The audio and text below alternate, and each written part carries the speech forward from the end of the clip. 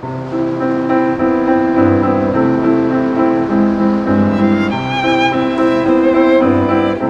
Toronto i Canada, i et lille værelse ovenover en frisørsalon, er der en kvinde, der dør. Det er i 1960. Der er ikke andre end deltagerne ved begravelsen, der kender historien bag kvinden i den åbne kiste. Hun er søster til den sidste russiske zar.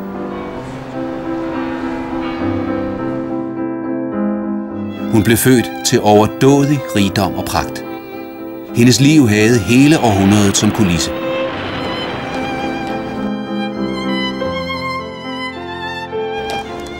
Det var et liv fyldt med forbudt kærlighed, livslang lidenskab og revolution.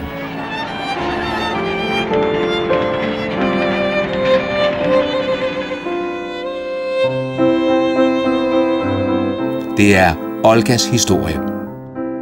Ruslands sidste storfyrstinde.